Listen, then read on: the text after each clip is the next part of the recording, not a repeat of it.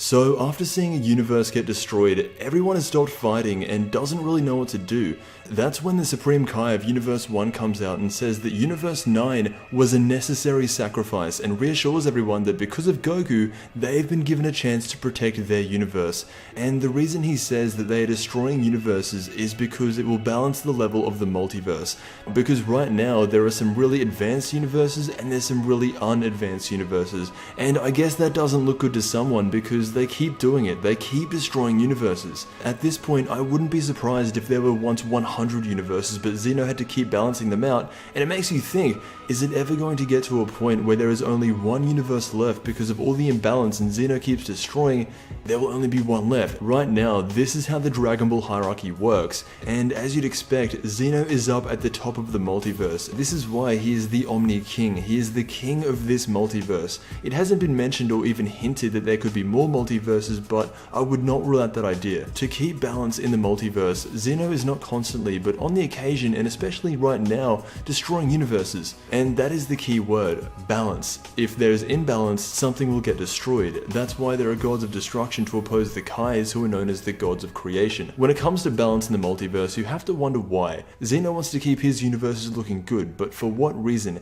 He acts like a child, and like most other children, doesn't care about much. But when it comes down to this specifically and keeping balance, he suddenly remembers that he needs to destroy 8 universes. Imagine that Xeno hadn't destroyed anything and kept the balance between the developed universes and the undeveloped universes. Half of these universes don't even know each other exist, so there would be no conflict between them. If there was to be any conflict, it would come from the people higher up who watch over the multiverses. Xeno is a child, and his only job that we have seen so far is to make sure the universes are not only balanced, but developed. Ever since Xeno was first introduced, it was hard to believe that he is it, that he is the pinnacle of Dragon Ball. You'd think that because he's a child, and especially now that there's 2 of them, it would eventually get revealed that there is someone who ranks higher, kind of like a parent.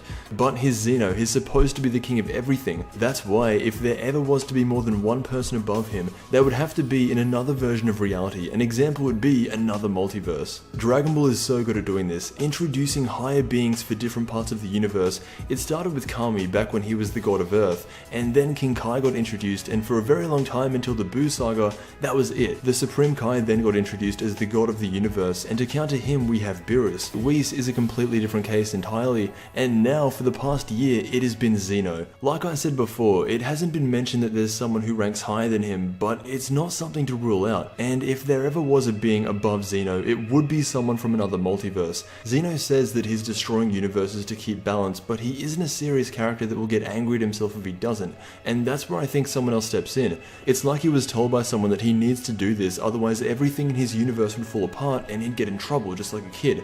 Anyway, that was one of the many things that came out of episode 99 of Dragon Ball Super. If you want to hear more talk about this, I'm going to be leaving a link to Kwaman's video in the description. He talks about someone being above Xeno as well, and I do think that this is something that has to eventually happen. I do not see Xeno as the pinnacle of Dragon Ball.